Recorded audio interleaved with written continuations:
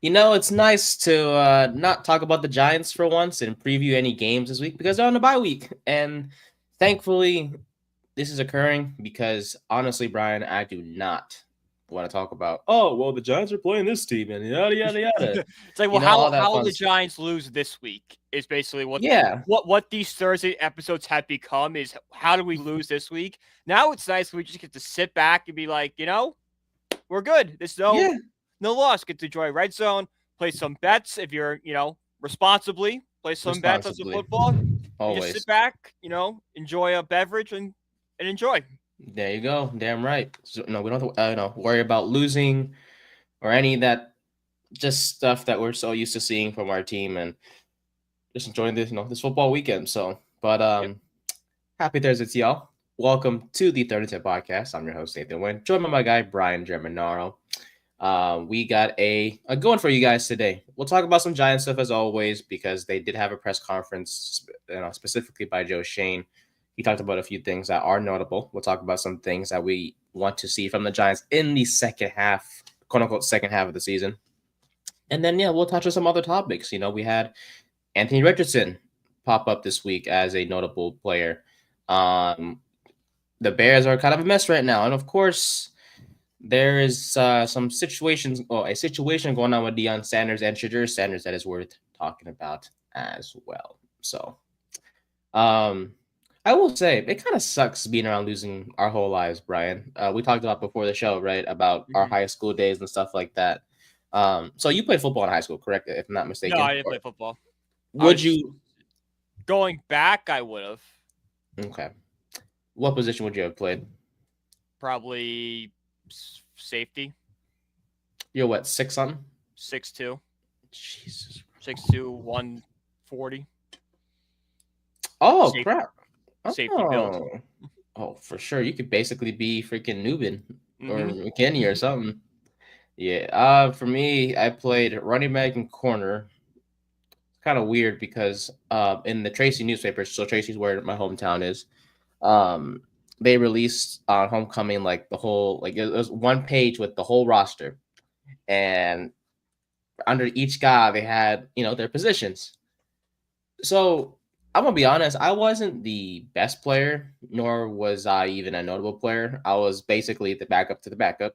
So third string, basically fourth string. I should have been third string, but that's nothing to be proud of.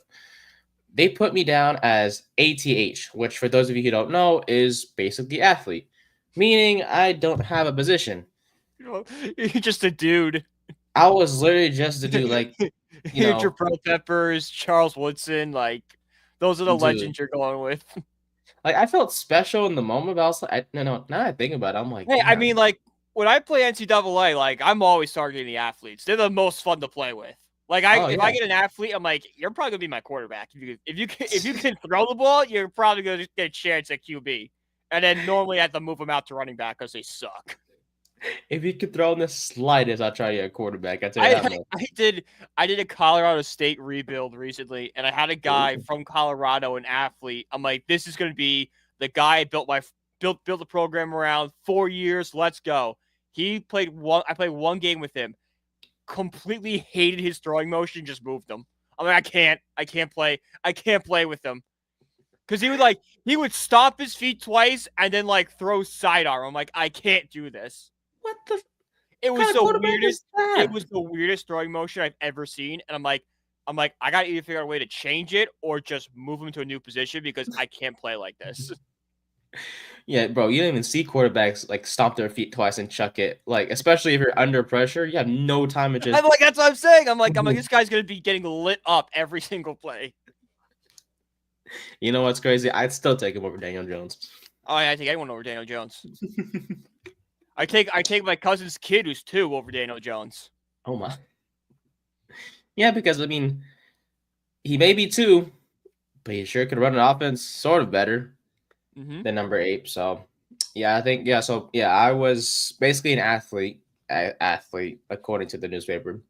And what's crazy was I didn't matter that much to the point where they messed me up and put me as a junior. I was a senior.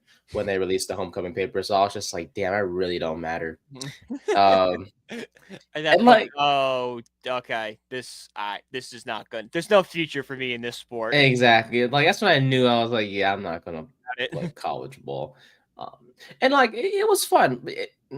Obviously the losing wasn't fun. We went in my 2 years of playing like 3-17.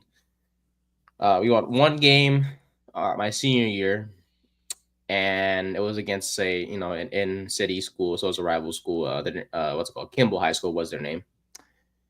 And I remember one of my teammates literally crying after the game, and like we were all happy, but like one guy was like literally crying a lot It's after. like, But he bro, was this is like, if bro. that didn't mean something, Like, I get why he was crying because like it's like a move on. Like I probably never played a down of football again in his life.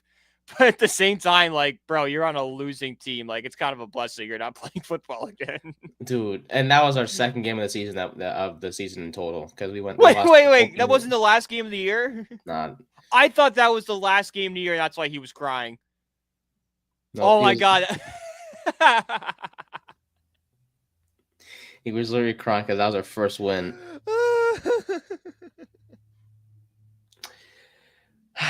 Man, it was a mess. It was a mess that year.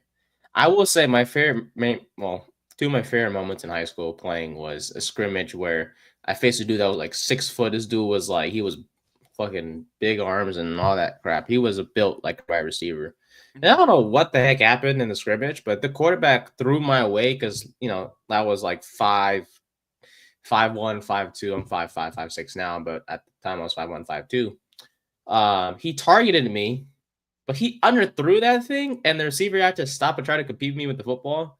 I was like, "Oh hell nah!" Because I'm getting the fight now. Let's go. yeah, let's go. Give me the ball, baby. So I picked it off, and the silent was happy. They're like, "No, yeah," because I wasn't right, yeah. that great, but when I got the pick, everyone was excited for me.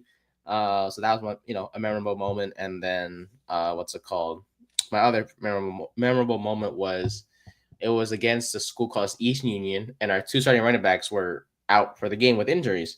So it was me and this other guy playing running back. So I got in. I got 2 carries for about 11, 12 yards because that's my first time actually getting carries in a football game. So I will say that's 2 of my favorite moments. And then a bonus one would be my mom coming to my game. She never comes to any of my games, but for the first time ever in my life, she went to my football game.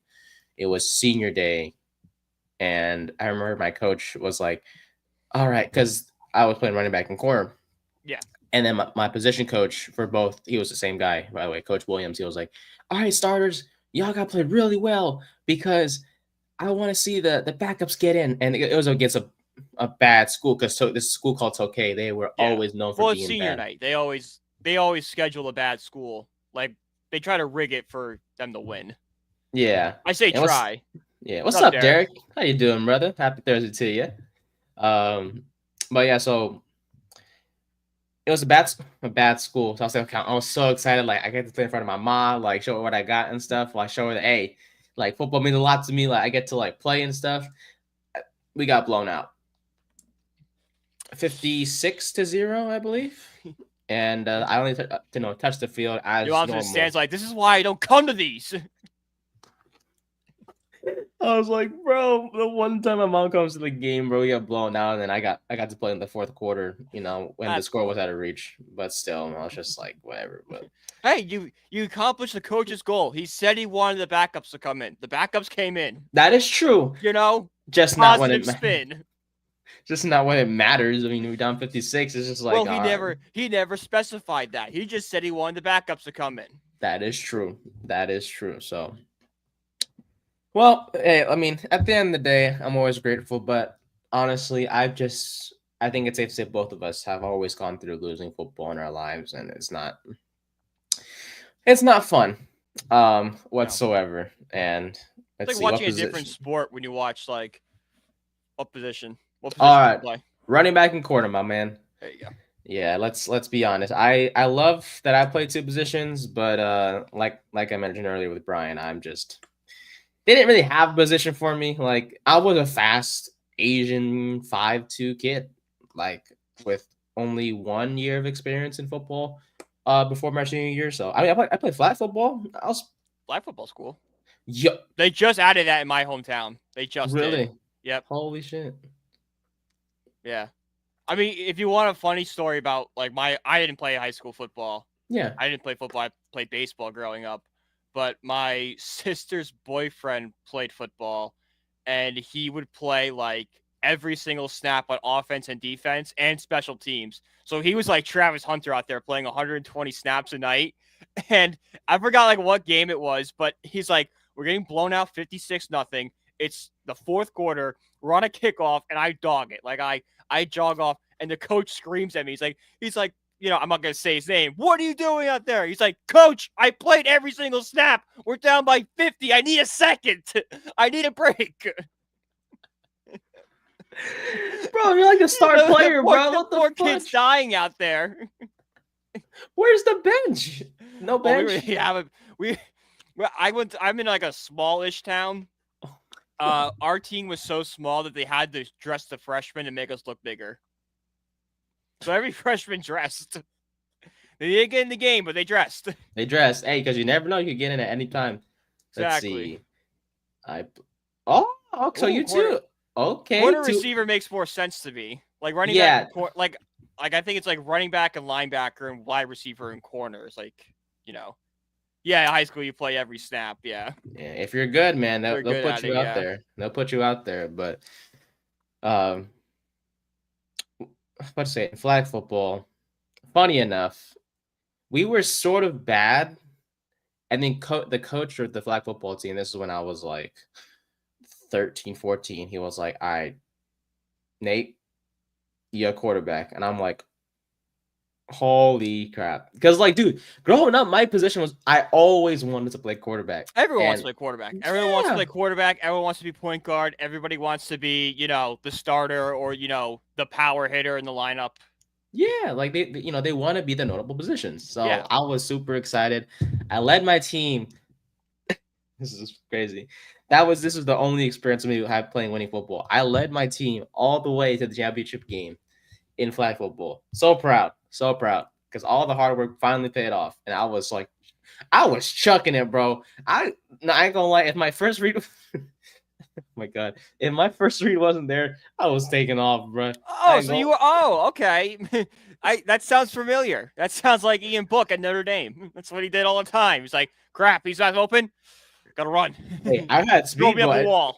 I had speed, but if they're coming at me, I was like, nah, I'm running. So you're a fast version of Daniel Jones, only you just don't stare down your read. Damn right. Or I didn't throw any picks.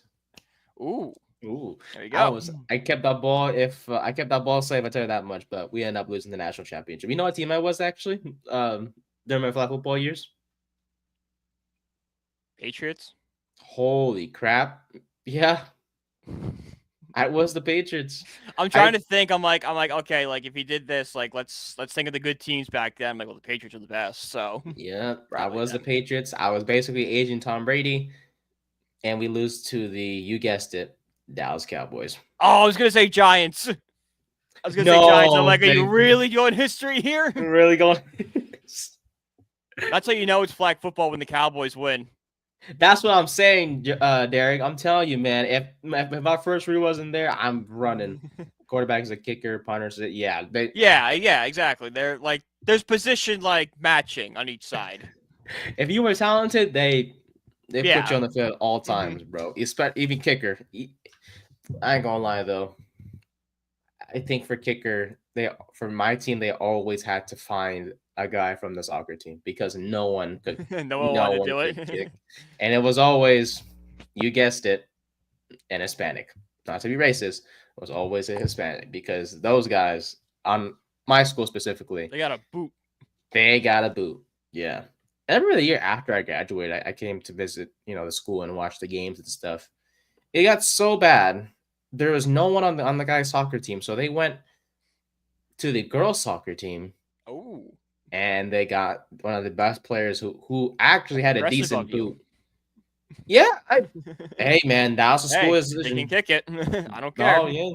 They couldn't do kickoffs, so they had a separate kicker for kickoffs. But she could she could sort of boot it, man. She could hit like a Hey, good, good for her. yeah, 30, 35 yarder. She was Asian too. Like I was like, damn, us Asians doing something in football for once. You feel me? So, but yeah, soccer exactly. So at the end of the day, our football experiences are pretty. They consisted of a lot of losing. It was fun because we got to experience in the process, right, Brian? But at the end of the day, it was a whole lot of losing. And honestly, with the teams that we root for, well, outside of Notre Dame, I know Notre Dame's the one team I have right now. yeah, and the Mets, they And the Mets, yeah, right in the article right there. But it's the offseason for them. It kind of sucks. I miss yeah, it. meet the Mets. Wait, aren't they gonna get?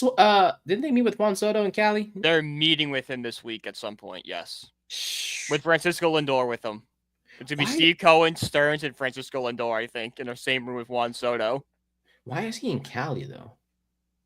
I think that's just where he lives or where Boris lives. Oh, yeah. I low-key hate Boris, bro. Yeah, Boris is prevented a lot. Boris, yeah. He was the one that was it the Montgomery contract, right? That was him. Mm-hmm. Yeah, he's done a lot. He was really good. He was a super agent. He kind of had a bad offseason, so he might be losing his fastball, but this will get his name back in recognition when he signs Soto to that, generational contract. Do you have an idea what this contract would be that he would probably sign, Soto? He's gonna get like 50 to 60 million a year. I'm gonna say 11 years, 600 million is what he's probably gonna get. I think that's what the Mets are gonna offer this week. That's about 55 million a season. And then he'll just end up signing with the Dodgers and all that. No, the Dodgers are out on him. It's like the Mets. It's like the Mets, Yankees are the favorites, and like the Blue Jays and the Red Sox are just kind of hanging around. But he's not going to be a Dodger. I thought they were. Dodgers were interested, but they came out and said they're not a serious threat for Soto. Oh, damn. So it's basically a Mets-Yankees race, and then with the wild cards of the Blue Jays, the Giants, and the Red Sox. The only dynasty I ever rooted for was the Lakers. Hey, Go Time Lakers. I mean, that's a fun one to root for. That's a really fun one to root for. Dude, they were good, bro. Magic is passing. I mean, sure, his off the court stuff was terrible because he couldn't keep it in his pants. But on the court, he was like passing. He was the GOAT. But man, how many seasons did he miss because of HIV again? Wasn't it one or two? I think it was like one or two. It wasn't long. Magic Johnson. Let's see. Let's go to the old Wikipedia here. All right, so he played from 79 to 99, then came back in 96, and then played in 99 and 2000. Yeah, he came back for 96. So I want to say he spent a few seasons away from the team. Oh, so HIV was an M. Well, that was during the AIDS crisis. Where they didn't know what it was. True. They didn't know how to. People were afraid, like, if he sweated on a guy, they were going to give him AIDS. Hey. It was just so new. They didn't know. It's like all the panic with COVID towards the beginning. We're like, we don't know how this transmits with each other. True, yeah. Gotta keep it in your pants, Magic. Gotta keep it in your pants. So, damn, imagine. Why'd you miss games? Well, I was injured. What about you? I had HIV. I had HIV. What? Well, that's unheard of now because, like, science. Yeah. But because we're safe now, yeah. Yeah. But he retired early. Yeah. Yeah, he retired early. Yeah, exactly. Yeah, so still, Magic gotta be smart, baby. I bet obviously if he go back, he'd be safer and smarter. But obviously. Yeah, but at the end of the day, it is what it is. He's still one of the best point guards of all time. His passing was outstanding, and now he's an owner of what? Dodgers, Lakers. He has a stake in the Commanders, I think. I think he's part of the group that bought them. That's a I don't think he's like a big. I think he's probably got like a couple shares, but like he does have a share in the Commanders. So. I wonder why. So he's a part owner of all the NFL team or the NFL team, an NFL team. No. See, so he's part owner of the Washington Commanders, but yeah, he's also the part owner of the Dodgers, the Lakers. What's a lot of these And guys? Like the Fenway Sports Group owns the Red Sox, the Penguins, Liverpool. The Harris owns the Devils, the Sixers, and the Commanders. Like we're seeing a lot like these guys kind of bouncing around between teams. yeah, because I would think like Magic would own like an LA football team, like. I mean, like I don't know. Probably back in the day, he probably was. He got AIDS and got fatter. Damn. He got AIDS and got fatter. Jesus. I mean, he did. You know, he got out of basketball shape. That's true. He's like, I don't have to train anymore. I'm going to McDonald's. Strip club? No, I'm just playing. Well, he's already got HIV, so there's no worry anymore. That's true. I mean, like, you know, he's got to be safe because he doesn't want to transmit it to anybody. He's like, but I already got it, so. All right, got it. Be safe. Safe sex. Safe sex. Mm-hmm. But yeah, like I just would think that the Rams are in LA, the Chargers are in LA. Yeah, he probably was more involved, like, back in the day when the NFL wasn't in Los Angeles and, like, trying to get, like, an expansion team out there. I bet you he was probably involved with those talks, but, like, the Rams had an owner with Sam Kroenke. The Chargers are Spanos. I don't really think he had a way to get in. Okay, man. Well, hey, at the end of the day, he's a pretty successful man, owns a good amount of teams, and he's making money from it. I mean, they're all winning teams. He runs one of the most successful operations in baseball right now in Los Angeles Dodgers. Oh, like, yeah. The Dodgers are not the Dodgers without Magic Johnson's ownership. And the way he's hired the right people and just built a machine. Because he's hired people that care about. He hired baseball people. You hear that, John Fisher? You hear that? I heard, what's it called? I think his parents or whatever, I guess they took some money from Gap. His net worth plummeted. Yeah, I don't know. Something about taking money from Gap and putting it towards the new ballpark in Vegas. So I'm just like, damn, you can't afford it on your own. So he has to like withdraw, steal from his company. He like what? He like sold some of his shares. Yeah, that makes sense. Ain't no Gap no more, anyways. Isn't Gap like part of Old Navy now? I don't think so, but I know it's less successful than Old Navy. I'd say that much. Yeah, like I'm trying. Like there's an Old Navy in my mall. I don't know where the nearest Gap is to me. No one goes to the mall no more either. Too like I'm going to the mall tonight. There's a bar in it. Oh, there's a bar in my mall. I'm going to. Is that a new one? Yeah, it's cool. It's like a off-brand Dave and Buster's. Oh, Buster's and Dave's. I don't know. Yeah. Round 1 in Danbury. It's gonna be fun. Oh, I heard of that. We have one. It's like it's got a bowling alley. It's got arcades, karaoke, darts. I'm like, damn, I gotta go check this place out. Have a blast, baby. They sell alcohol and darts. Oh boy, this is gonna be a disaster. Bro, have a blast, man. Good stuff. I will. Hell yeah. All right. So unfortunately, we do have to talk about the Giants real quick. It is our bye week, which means Joe Schoen took the podium for the first time this past week. We won't go too long. We'll just touch on some key points because it was like a 30 to 40 minute. Yeah, it wasn't anything crazy. But like, if you expected something out of this, like, I don't know what to tell you. Like, yeah, it wasn't. He touched on some stuff that seemed it made sense. I mean, he was asked about the quarterback position to start, and not that's been upsetting me. Like, people have been saying like, oh, he's saying you wouldn't have done anything differently. Well, yeah, he's going to say that. What's he going to say? No, I shouldn't have brought back Daniel Jones. Like, he's not trying to blow up the locker room right now. Mm-hmm. He's trying to still be professional and maintain relationships with people. It's about, letting the players know, like, hey, like, I know we're struggling, but it's team effort. Let's not just blame on one guy because, as crazy as it is to say it, Daniel Jones is one of the leaders on that football team. I mean, he is the quarterback. He's one of the team captains after all. Like, it's just work ethic. Like, I know his play in the field is bad, but like the guys respect him because they see him in the locker room. They see him in the weight room trying to get better. That's what they see. They see a work ethic. Like, all right, this guy sucks, but at least he's trying. You know, it's like Deshaun Watson, who is like out here like giving no effort at all. Yeah, and it's like, yes, his on the field stuff isn't great. No, it's bad. It's horrific.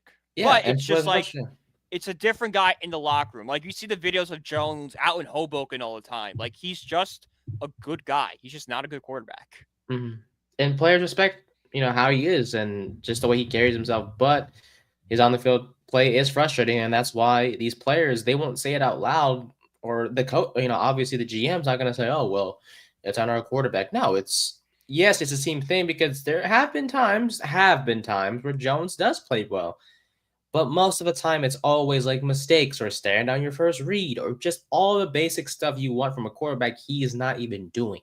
Yeah. And that's why, the play on the field on offense is just bad. So there was no update in terms of if Jones is starting next week, but Joe Schoen did say any decision they make will be a football decision. Now, see, right there, I know you put Joe Schoen on a lie detector test.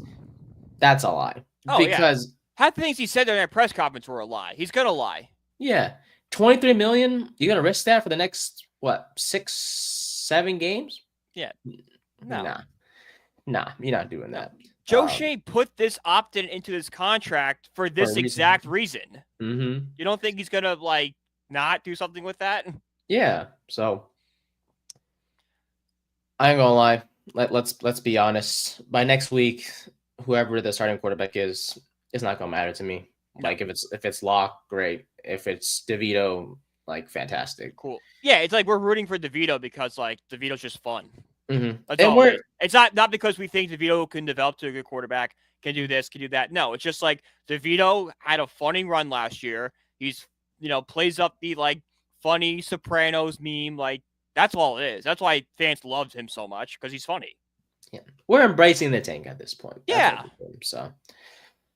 He talked about Joe Schoen, I should say, talked about the nucleus of young players that the team has, a good group of veterans as well. So this team, one of the key things he mentioned was continuity, and I think that is obviously key to one day being successful, is having continuity and having the same players come into the organization every single year, because you change every year, you're not going to go anywhere. Yes, you can make some changes, but just having a core nucleus is key. What's it called? Shane mentioned how 19 of the 22 starters are coming back. Yeah, under contract. 41 of 53 total players. So the players on this team right now, they're going to be the same group next year. But then again, it's that's great. But we all know this team is a quarterback away, and I think it's. And I've seen people on Twitter, especially Giants beat reporters, say, "Oh, well, yes, you guys say the Giants are a quarterback away, but there's so many other holes." Yeah, but the thing is, you look at the Commanders, their roster, their offseason wasn't really that great. They still had holes. They didn't have a wide receiver 2 or 3. Every NFL roster has holes. Yeah. But it's about finding just stability at one of the key positions in football that can change everything. They got Jaden Daniels, and look at them. They're on top of the NFC East. Big game tonight against Philly. Oh, yeah. Which I'm going to lie, I do expect Philly to win. Jaden Daniels has not looked. I expect Philly to win, which is shocking. Jaden Daniels has not looked. Ever since they Hail Mary win, he hasn't looked the same, and maybe it's because he's still suffering from that side effects. Oh, definitely. He's playing hurt. But he hasn't looked the same like he's done at the beginning of the season, and he's playing a Philadelphia Eagles team that is just they're a good at home and season. They know how to win these types of games. And they're good. They have a good secondary with Mitchell and Nguyen and all that. So we'll see what happens tonight. But regardless, the Commanders are a good example. You can be one quarterback away, and that's what the Giants are. Yes, they have holes at corner that they'll address in the offseason. They have question marks in the offensive line, but it's mostly just depth, if anything. Same thing with the defensive line. It's the depth and trying to figure out ways to be a good defense when Dexter Lawrence is offset field. This young defense that Joe Schoen mentioned, it's great. I'm excited about, we're both excited about these guys, Yeah. Lawrence and Tibbs. Well, we're not sure about Tibbs yet, but we'll see. Tibbs is a conversation, but Tibbs or Ezekiel Ojulari. Yeah. Ojulari has been solid this year as well. Burns has played great. Okereke is still relatively young at the linebacker position. Micah McFadden, the safety position, Tyler Nubin, especially what's it called? Joe Schoen was asked about losing guys like McKinney and Saquon, and he immediately was like, "Yeah, Tyler Nubin's been great for us. It just takes time." Which is the answer I loved. I love that answer because he's just it's what we've been saying on this podcast for weeks. Yeah, it sucks that these guys are performing, but look at what's going on in the roster. They have replaced them with quality talent. We're not throwing, oh my God, who was the running back on Carolina that Dave Gettleman brought in? Jonathan Stewart. We didn't bring in Jonathan Stewart to replace Saquon Barkley. We brought in, Singletary, who had respectable numbers, and we're taking a chance on guys like Tracy and Eric Gray. Tracy has worked out for us. Similarly with the safety position. Yeah, we lost Xavier McKinney, who's having a, career season. Is probably one of the favorites to win Defensive Player of the Year. But Tyler Nubin is leading the team in tackles every other game. Mm-hmm. And Nubin he's been an attacking machine all year long. I don't know where he stands amongst rookies, but he has to be top 5 in tackles. I think he leads. I think Shane said he leads the league in rookie tackles. Ooh. Or at least his top 3. Has to be, because he's getting 9-10 tackles a game. And yes, he's not getting interceptions yet, and it will come with time, but he is a solid safety as it comes, and he's only going to get better as the years go by. Same thing with Tracy. When he was asked about losing Saquon, Tracy has played phenomenal. And I think to sum the whole Nubin and Tracy part up, this 2024 draft class has been outstanding. I mean, it's a home run. It could go down as one of the best draft classes in Giants history. Looking back 20 years from now. Neighbors, wide receiver number 1, Nubin, safety number 1. Andre Phillips has been such a revelation, honestly. What's it called? Yeah, Tracy. Johnson is looking like he could be a tight end, at least be in a tandem of a tight end 1. He might not be the sole guy, but he, along with somebody else, can be a really good tight end group for them. Mm-hmm. And let's see. Well, Darius Moasu, special teams guy. He's looked fine in the brief moments we've seen him. Mm-hmm. You get the week 1 start. Let's see. I think the Giants need to bring in players who have already experienced winning. Yeah, to build that culture back up. Which is basically a quarterback. Culture. Which is basically a quarterback. They need.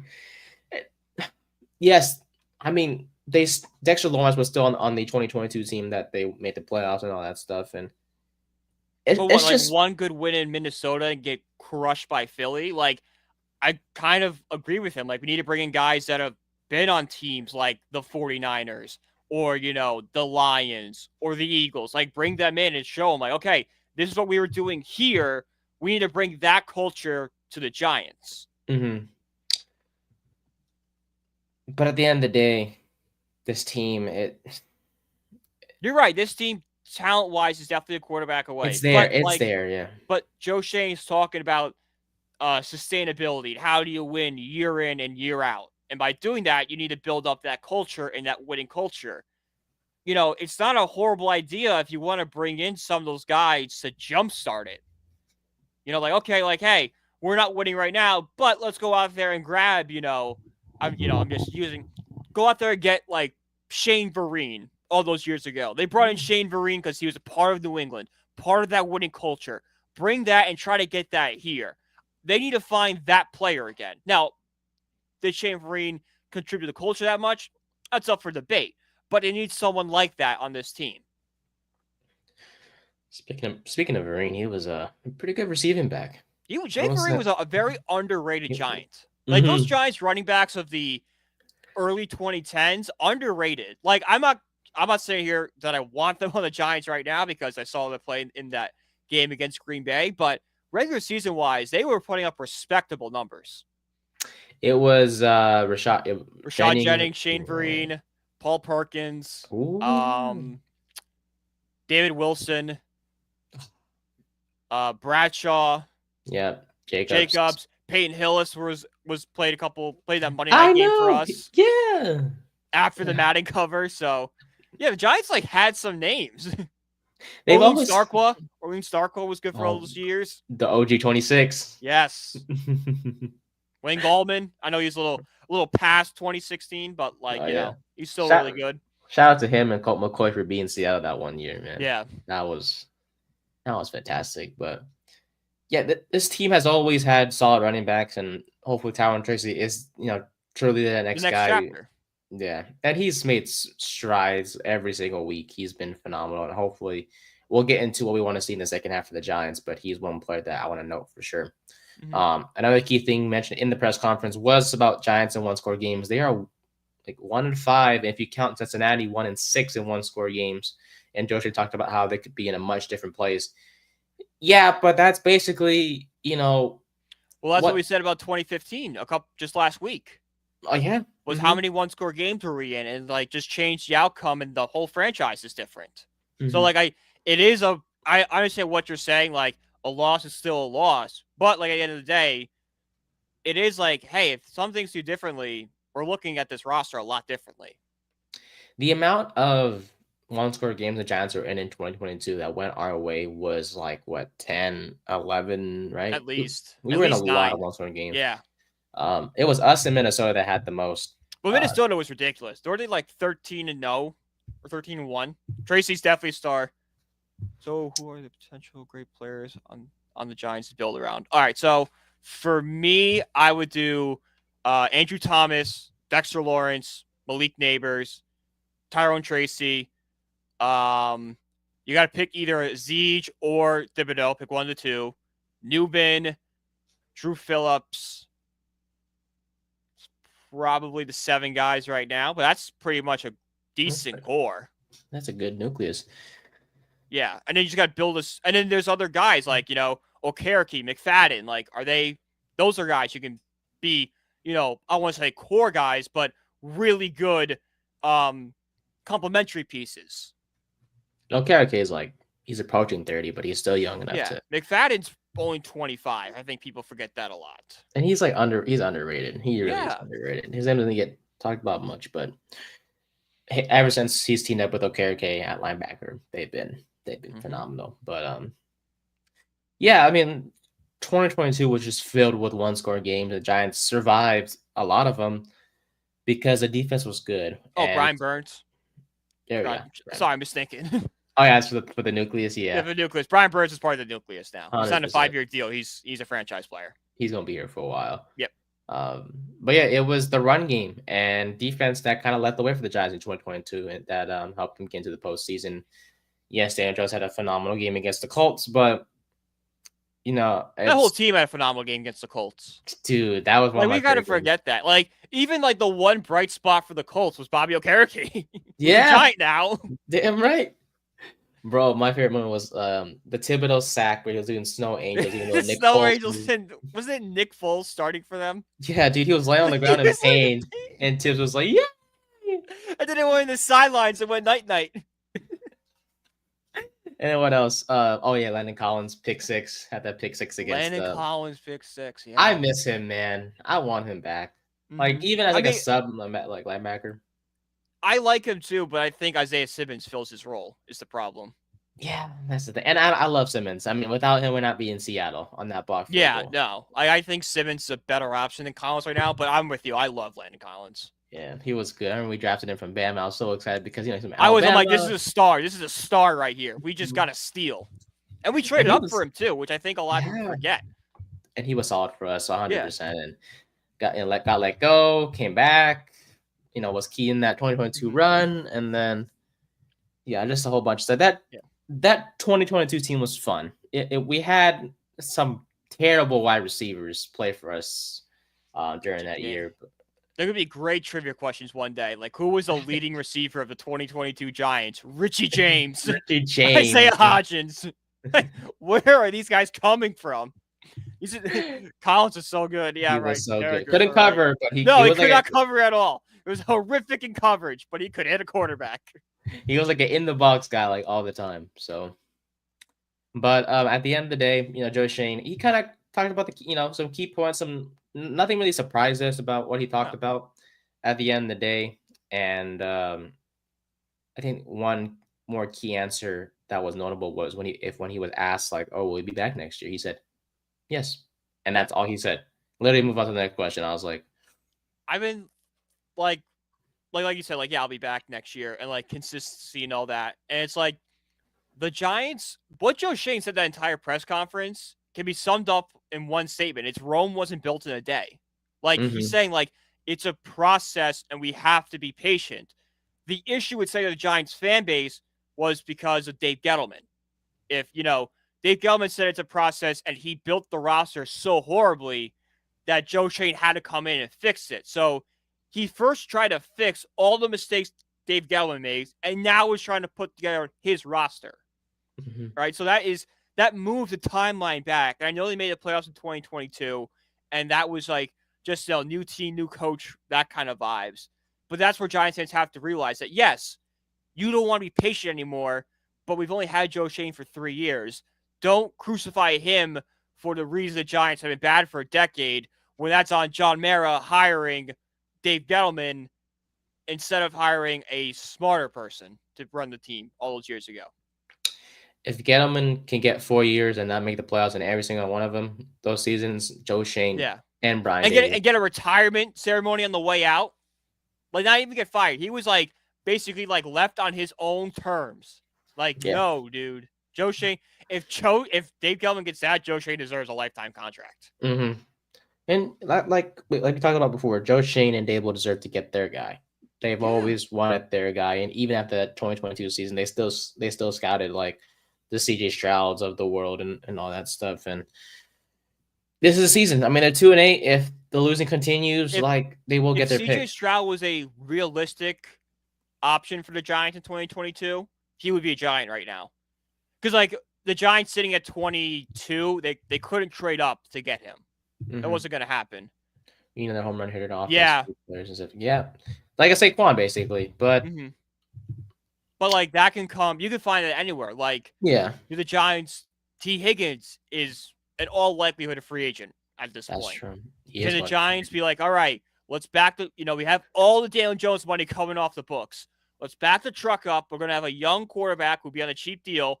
Let's go pay T. Higgins what he wants, so he can come in, take pressure off guys like Malik Neighbors, move Wandell to slot, which is where he should be, and takes pressure off the run game, too. Because now we have to deal with, all right, we can't let Malik Neighbors or T. Higgins beat us. So, really built that offense. I think T. Higgins is going to be a guy the Giants take a major swing at this offseason. 100%. At the very least, they should have him for a private workout. They need to bring him in. You bring him in, the receiver position is set. You have Malik, Wandell, and Higgins. Yeah. And people forget how Higgins is still a young. I think Higgins is only like 25, 26. Like, he's still a young guy. He can be a core player for this team for the next 10 years. Mm-hmm. And injuries he's dealt with a lot this year so far, and he hasn't played a game since like week 5, 6. Right, so. But like injuries. He's good when he's healthy. Yeah, and he's good when he's healthy. So I would take him 100%. Players like that don't get to free agency that often. So when they're out there, you have to go take a swing at them. Mm-hmm. And the Bengals would bring him back, but they couldn't agree to any contracts. For them, it's T. Higgins or Jamar Chase. And which one would you pick? Chase, 100%. Exactly, yeah. You have to keep Burrow and Chase together, which, unfortunately, it's like thank you for your service, Higgins, but like Chase is better than you. I'm sorry. Damn right. All right, real quick, let's give out our team awards for the Giants. Start with MVP of the team. Who do you have, buddy? Oh, it's Dexter Lawrence. Without question. That's a guy week in and week out gives 1,000%. You just see it in his face. He wants to win. He wants to compete. He's doing everything he can to compete. That's a leader. That's a guy that will be an all-time Giant when it's all said and done. Amen. Offensive Player of the Year. I think I have Tracy. I have Tracy too, yeah. Okay. Do you have him for Rookie of the Year, Offensive Rookie of the Year as well? Yeah, but I was going to give that to like Malik because like I didn't want to cross it. I didn't want to give somebody player Offensive Player of the Year and then also give him Rookie of the Year. Yeah. Let's make it a little fun. So Malik gets offensive rookie of the year in my mind, just because I Tracy, disqualified Tracy. I get you. And Neighbors deserves to be team rookie of the year. It's just that the quarterback play has reduced his production so Yeah, much. he's fallen off pretty big, Yeah, and and that's it's not not real. his No. fault. Like he was Mhm. wide open on multiple plays on Sunday, and Jones couldn't hit him. Yeah, and the only offense we can generate is through the running game. So Yeah, that's because it doesn't involve Daniel Jones throwing the ball. my God. Defensive player of the year. I still have Lawrence. I can't really think of anyone else, so I give The to only Lawrence person as I well. thought of would be like, I don't want to say he's like a defensive player of the year. I would say more of a surprise defensive player is Azeez Ojulari coming out of Baylor. Oh, there you go. No, I but like like that. that's the same thing where like Dexter Lawrence is defensive player of the year, but like if you want to disqualify him for a second, you could make the argument that Azeez, because he's just been such a surprise and such a revelation this season. Either Aziz or Burns, if anything. Yeah, Azeez or Burns. Yeah, exactly. So I did it because we knew what Burns was gonna be, so like he's not really surprising us. Ojulari's like, that's a surprise. Like, oh boy, like he's finally living up to his expectation. oh yeah. So oh yeah, defensive rookie of the year, Phillips. I'm going Tyler Nubin. Oh. I think Phillips has played really well, and he's had dealt with some injuries, but I think just week in and week out, Tyler Nubin has just been that guy. He's constantly leading the team in tackles. I really think he's going to be a really good safety in this league. Aziz is good, has to play the run better. Yeah, he has to play the run better. But like if you just want to use him as a pass rusher, like I'm not really seeing the issue with it. Yeah, and he has dealt with a lot of injuries in the past, but this season seems healthy and hopefully keeps it that way. Because when he's on the field, he's like one of the more talented pass rushers on this Giants team. So all right. Before we end our Giants segment, I gotta know, buddy, what do you want to see in the second half of the season for the Giants as they have about 7 games remaining on the schedule? I just want the Giants to go out and have like this young nucleus establish themselves. I want to see bigger contributions from Tracy and Wandale and Neighbors. I want to see McFadden make big plays. I want to see Tyler Nubin maybe get an interception. I want to see if Devontae Banks can earn the trust back and get back to being not a cornerback number one, because I think they got to address that in free agency, but a reliable corner that they can go into next year being like, okay, cornerback number 2 is set. We don't need to go out and address that. So it's how many holes the Giants need to figure out how many holes can already be addressed by just using the roster. And you draft these young guys to fill said holes, and Tracy has filled the running back hole, running back number 1 for sure, and he should have that role for the foreseeable future, especially next season, because he is a very talented dual threat running back. He can catch passes out of the backfield. He was a former receiver in college, and he runs hard, and that's good to see. Malik Neighbors solves the wide receiver number 1 position. Tyler Nubin, safety number 1 position. Drew Phillips, slot corner for sure. Theo Johnson, potential tight end number 1. Like these young rookie class that we just had, they have filled starting roles in good ways. They just need to, get more better players that will make a difference for this team. Consistency. They need the consistency, which is what Joe Schoen has been talking about. Yeah. For me, I want to see the continued growth of Evan Neal. Like he played great. Yeah, he played great against Carolina, but that is the Panthers, and the defensive line is not that great. So if he can continue to grow and play that right tackle position well, because we already moved Illumino to the left side already, to left tackle, and he played pretty okay last week against Carolina as well. If Neal can continue to, show that, hey, like the whole stance change that he's had made a difference in Carolina, right? And if he can continue to see that the rest of the year, because I don't think they're going to bench him anytime soon. Like he played well, so they're probably trusting him and more. I would feel confident to next season him still being on the roster, and then we'll see what happens with Illuminor and whatever the case may be. We'll see. Yeah, the line, like, because we'll have Van Rowen's a free agent. Like, we'll have to address the line when we get to free agency. But like I said earlier, if Evan Neal can establish himself as a good right tackle, that changes things. The plan becomes easier now. Like, okay, we now have 3 line spots filled. Now we need to fill the guards. Yeah.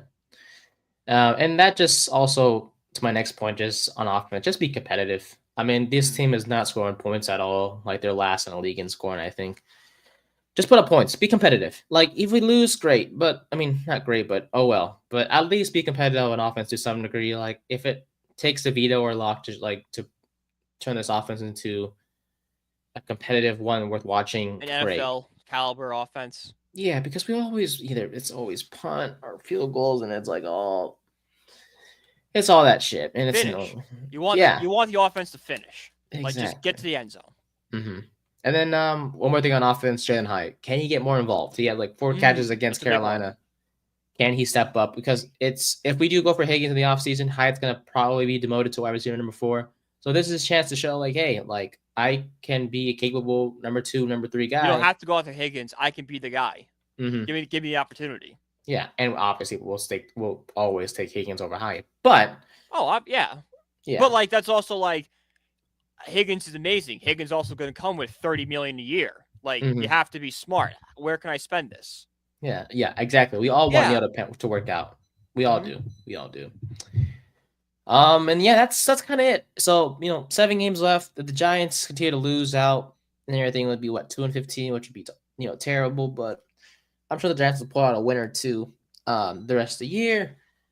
It's just a matter of will those wins factor into their draft position, because they are currently has the 2nd overall pick, which they will get sort of their pick. I mean, Jacksonville has that number 1. They will fall this week because they're not playing, and teams like the Titans and Jaguars are, and Cleveland, we're sitting right behind us. Yeah. Plus the Jags, they're currently number 1, but they're not getting a quarterback. So we will get a pick. If the season ended today, we would get our pick of Zach. Exactly. So whether it's Shadur or Cam Ward, either option's fine with me. So, but yeah, that'll be that's pretty much it for the Giants. We'll talk more about the team next week. As I think they play the. Yeah, I forgot what it was. Honestly, why do I want to say New Orleans?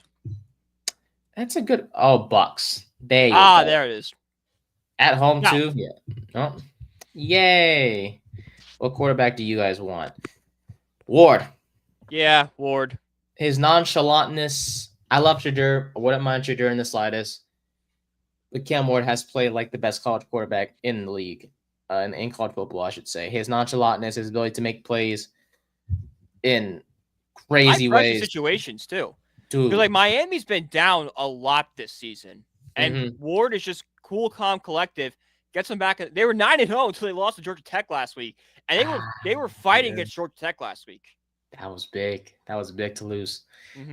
Which is a great segue to our college football talk real quick. The rankings came out, I believe, 2 days ago. Yeah, Tuesday. Come out every Tuesday. Yeah. Your thoughts? So right now, as we stand, it's Oregon, Ohio State, Texas, Penn State, Indiana. Top 5 team now. Indiana, love to see it. Love to see Indiana doing well. BYU, Tennessee, you're Irish, of course, at number 8. Miami 9, Bama 10, almost 11, and for some damn reason, Georgia at 12. Georgia and Penn State are way too high. Those are my big takeaways. Like I know Penn State is gonna fall in the rankings because like they lost to Ohio State. They probably won't play in the Big Ten championship game.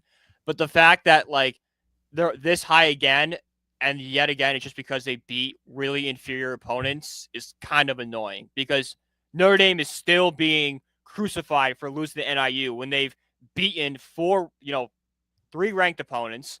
They've blown out Georgia Tech, which beat the 4th best team in the country, Miami. Like is Notre Dame the only one that's not allowed to lose to a bad game?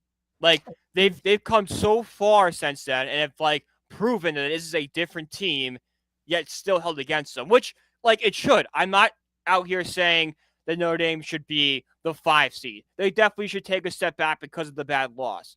I'm just saying it's not fair to disregard everything else they've done because of they lost to NIU. And I think if I had to have any opinion on it, I would say like, because you guys are independent, you guys are in a conference, so you guys have an easier way of scheduling games, and you guys have a lot of home games. But at the same time, we don't get a bye. Like we'll never be able to get that bye. So like it does even out in a way. Wait, you guys haven't had a bye yet? We can't in the playoffs, the 12-team playoffs. There's the top four teams get a bye. We can't get one of those byes. Oh, We're not in a conference. Gotcha. I thought something like bye week as in. No. Like a bye in the playoffs. We can't get a bye in the playoffs because we don't play conference. Yeah. Which is a fair compromise, I think. Mm-hmm. Like, oh, you want to be independent? That's fine, but you're not going to get the luxury of a conference champion. Mm-hmm. Yeah, Perfectly reasonable for me. I'm looking at the bracket right now. So they're what, 8? Yeah, they're going to play Tennessee in Tennessee. It's not a bad matchup for us. Like Nico's really good. He's going to be a good quarterback one day. He's just a freshman and is just going through it right now. Yeah, Boise and Ohio State. We know how that would end.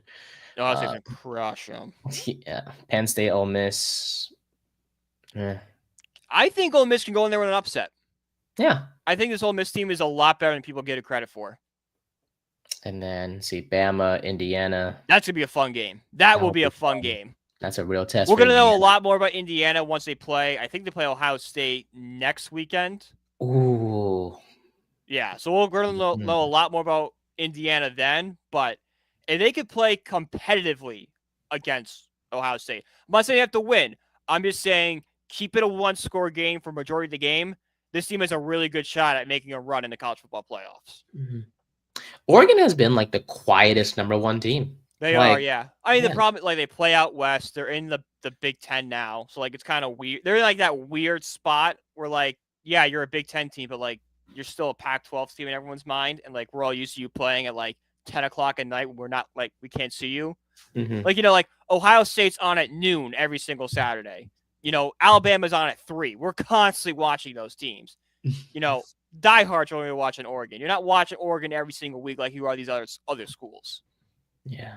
So, and also woke up BYU being one of the teams that have a bye week. Pretty freaking cool, man. That would be awesome for BYU. Yeah, out of all schools, never expected BYU to be this. But that's the best part about the 12-team playoffs is we're gonna get schools like this. We're gonna get stories like this. Yeah. Like the 4-team playoffs suck because like you had to be perfect and only 7 schools could realistically have a perfect season. Now that one loss, it's like, all right, hey, you lost. That happens. You get another shot.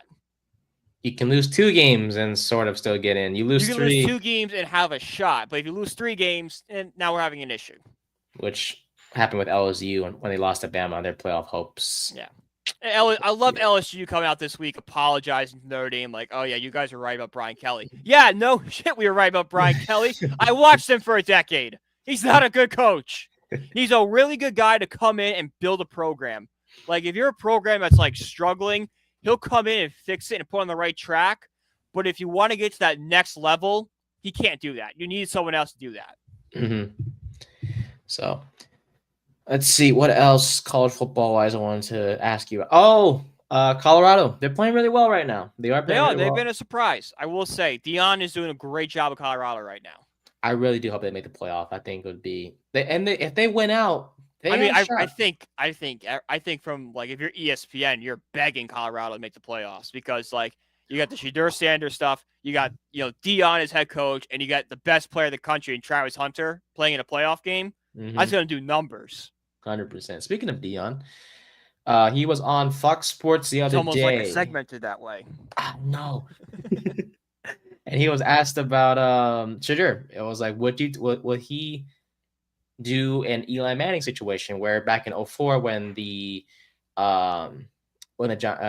Chargers drafted Eli, Archie stepped in and was like, yeah, no thanks, we're not doing this. And Deion was like, yeah, but he'll do it privately. So the thing is, I think with Deion is I understand. It's crazy how he's doing it for Shedeur, but not Shiloh. Like Shiloh is like because Shiloh obviously he's not that great of a safety. Like he's a late round guy. Yeah. So I don't think Deion is too focused on him and where he goes. But Shedeur, obviously top 5 guy, and he's Deion is going to take that Eli Manning approach, but do it privately, and that's the thing. Which I think is the right way to do it. Oh yeah. But what do you think? Is he like? What is he gonna like? What would he say? Like, what's he gonna do? Call up teams like privately or meet up with teams? I want to be like, hey, I know you want to draft my son. I think during the private workout, I think Sanders will be like, he's not coming to you. He won't play for you. Now that gets out to the media, yeah, that a team could leak that, which is a problem. But A I think dangerous thing. in the way he goes about it, like when they go over those private workouts or during the combine meetings, like Shadur's got to be like, my dad's not going to let me play for you guys. Like, and I know that sounds crazy coming from an NFL draft prospect, but when your dad is Deion Sanders, you deal. It's a little different. Like that's why Manning could pull that off because Archie was his dad. Mm-hmm. You know, Deion can pull it off because Deion Sanders is a Hall of Fame cornerback. He has a lot of sway and a lot of power. That he could be like, no, your situation's bad. We're not playing for you. Mm-hmm. Yeah, I'm looking at the teams right now, and in terms of how high they'll be drafting. So Jacksonville doesn't need a quarterback. Nope. That's perfectly clear. Let's see. Raiders. No. Probably say yes to. Not the I think Raiders. with Mark Davis is a horrific owner. Tom Brady though. I know, but how much say does Tom Brady really have? If I'm the Raiders, a damn lot. I tell you that much. I would say that, but again, this is Mark Davis. Mark Davis would be, the worst owner in the league if Jerry Jones didn't exist. Titans. Maybe. I would lean no, but maybe. Cleveland. He probably with Stefanski, yes. Patriots. Yes. But they're not drafting quarterback, so. Yeah, true. Giants. Maybe. What's holding you back from saying yes? Mara. Right. Like, I think if Deion met with Shane and Dable, he bought in, but he also would look at what Mara has done for the past decade and be like, I don't know if the ownership up top is the best. Saints. Depends on who their coaches. Like if they hire like Ben Johnson, I think it's a yes. If they do like a similar move and do like Dennis Allen 2.0, no. Sleeper team. Cowboys. Yes. Because he's got a personal relationship with Jerry Jones and all that. You think Carolina's getting a quarterback or not? I think it's going to be on how Bryce Young plays over these next few games because he's had 2 really good back-to-back games, and if he can have like a serviceable rest of his season, I think the Panthers will be more inclined to roll with him for one more year. See if they get one more year out of him, and then if it doesn't work, like I think they'll take a similar approach what they did with Jones, which is decline the 5th-year option, but give him that one more year to start and just see what happens. Okay. Yeah, if I'm Carolina, I'd still trust Young the rest of the way. I mean, I know that benching He's only played 20 games. Like, yeah, it's still a relatively small sample size to be like, this guy's a bust.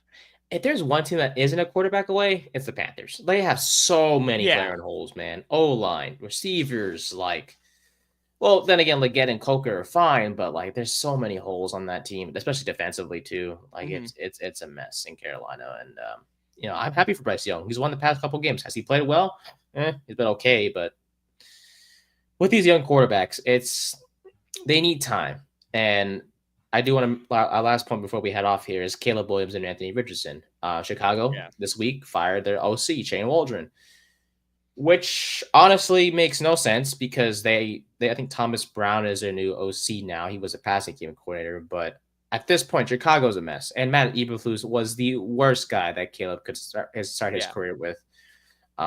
So I heard something that the Bears didn't want Caleb to play anymore, that they want Tyson Bagent. The Bears roster, I think, doesn't want him to play anymore. But why is it Caleb's fault? I don't know. I think it's just pinning it on a guy in the locker room. It's we don't know what's going on in that locker room. How is Caleb Williams reacting with his guys? He could be still. What was the biggest, complaint going out of college? Caleb Williams was his personality. Would he be able to thrive in a market like a New York or Los Angeles or Chicago, which is number 3 in terms of market size? Is he still kind of doing that? Stuff behind the scenes of pouting and deflecting blame. Be I just want to snuggle with my dog after a loss. Is he not taking that accountability where this backup is, and that kind of rubs the veterans the wrong way? Mm-hmm. And it's not his, I understand he's young, but I know for me, it's not his fault. I mean, the coaching staff is No. terrible. I don't think it's his fault either. Yeah. Eberflus sucks. The offense. I mean, I know 3 points against the Patriots last week. That's ugly. But then again, if you're the Bears, like you have to give Brian Johnson a blank check, and just be like, "What is the OC for the Detroit?" And just be like, "Come here and fix this." But I wouldn't want to go to Chicago either. No, that's why you give him the blank check. It's just be like, write down any number and we will pay it. Please come to us. But even then, though, I still wouldn't take it. I think there's when you have a good thing going, especially in Detroit, because dude, the vibes in Detroit are immaculate. Oh my god, yeah, they're incredible. Yeah, I don't think any of the guys want to leave. I don't think the OC wants to leave. I don't think the DC Aaron Glenn wants to leave. Look, Dan Campbell's going to be the coach for the next, at this rate, the next 15 to 20 years. Yeah. Like, he's not getting fired by the Lions. It's going to be when he leaves, it's either he's retiring or they've mutually agreed to part ways. On his own terms. Like, there's something happened in the family that he wants to spend more time with them. Yeah. That's going to be the Pete Carroll situation in Seattle last year. Yeah. Where, like, he just kind of left. Mm-hmm. Quietly, too. Not much news when he left. Not much he came out like nowhere. It's like, oh, Pete Carroll's not going to be the Seahawks coach anymore? That's weird. Yeah. I think he's at USC now as like an advisor, I think. Yeah, it doesn't surprise me. I mean, like, USC, talk about a program. Like, they might need to fire Lincoln Riley. Lincoln Riley is not a big conference coach, and I think it's on full display right now. I think they switched quarterbacks, right? It's not Miller Moss anymore. It's some other. I think it's like some Hawaiian named dude. I forgot his name. I believe so. Yeah. Yeah. It wouldn't surprise me. Yeah.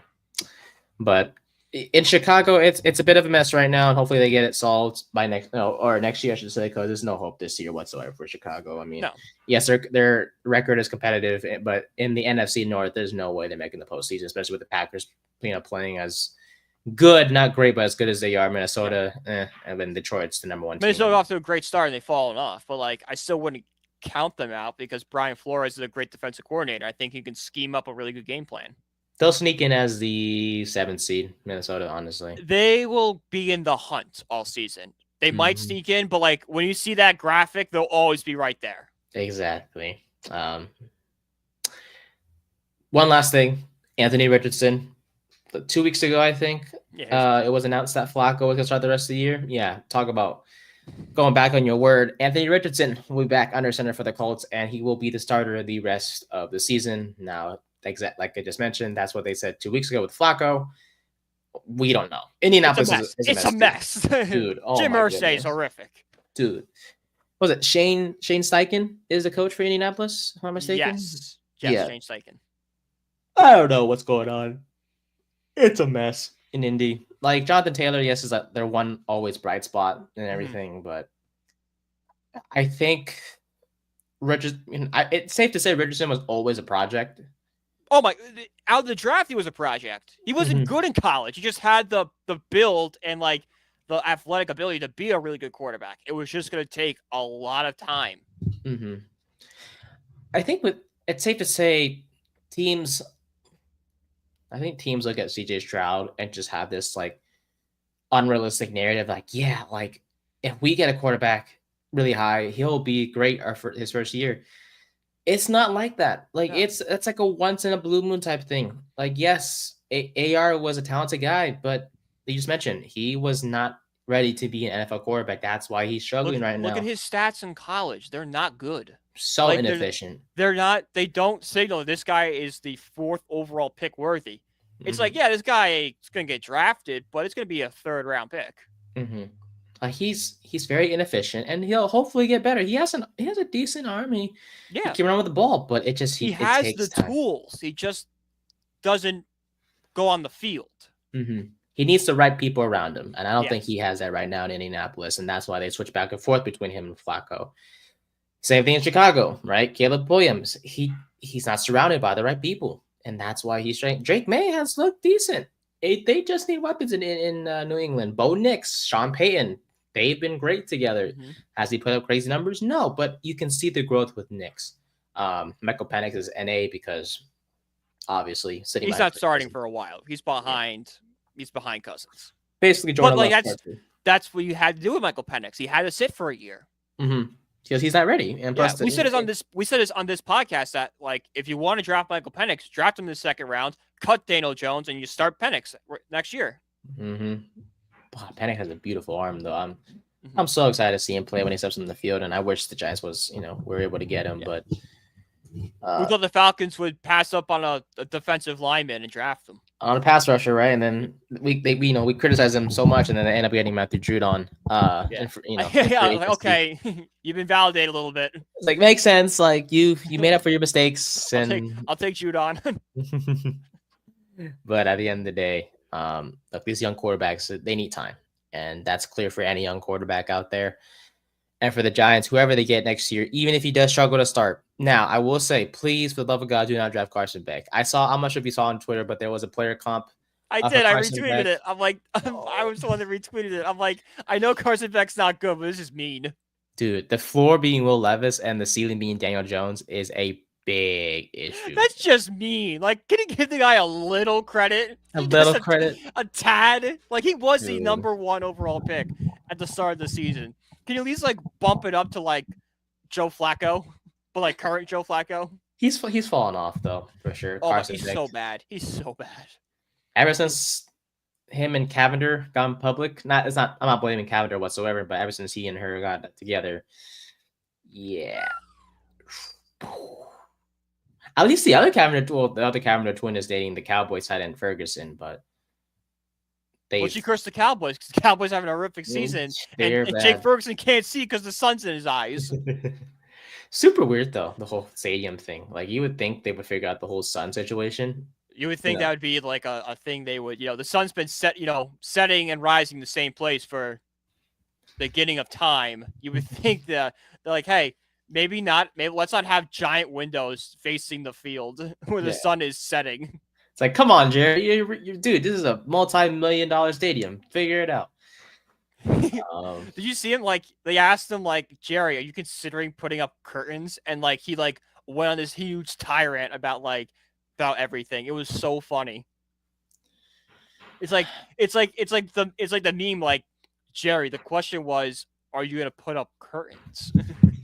It's not that deep, buddy. Just say yes or no. Just say yes or no. It's legit like a yes or no answer. Like, no, we're not going to, or yes, we will look into it. Yeah, the Cowboys are just a whole mess, man. Jerry Jones is not a good owner, and that's just how it is. Jerry Jones is a senile owner, is what he is. Nothing will change until he leaves, which will be for a while. So the only way he's leaving is in a casket. Yeah, it's gonna be a while. All right. It's gonna be a long time before he passes because he looks healthy right now, I'll tell you that much. Yep. But yeah, that's gonna wrap it up for episode 41 of season 2 of the 30 Second Podcast. That was fun. Talk about some Giants stuff, some NFL topics going around, like Richardson and Caleb, and we also touched on college football. And hopefully Brian's Irish continue to win out. And even though they won't get the bye week, hopefully at least get the number 5 seed and have a home game. Get a game in South Bend, like let alone 5 seed, 6, 7, or 8. Just get a home game in front of the home crowd. Oh yeah, touchdown Jesus. Touchdown Jesus. That's so cool. I love it. When I play NCAA and I see that, I was like, that's super cool. It was so much cooler before they renovated the stadium because you could see the whole thing from the field. Yeah. And then they renovated it and blocked it a little bit. Damn. Sucks. But you can follow Brian on social media at BrianPG1016. You can follow me on Twitter and Instagram as well, Nathan_No124. And you can follow our podcast page at TikTok, Twitter, and Instagram at there. It's in pod. Clips will be out this week as well from this episode. Yeah, because we have a lot of notable topics that will be good clips. So we'll see y'all next week. We'll talk Giants ball. They take on the Bucks next week as well. So back to our regularly scheduled programming, unfortunately. Honestly, at this point, it's like, how do we lose? And, well, it's easy to lose in this league. Just put Daniel Jones at quarterback and job's easier said than done. The rest will figure itself out. Damn right. For Brian, I'm Nate. Thank you guys so much as always. Thank you for your support as always. And we'll see you guys next week.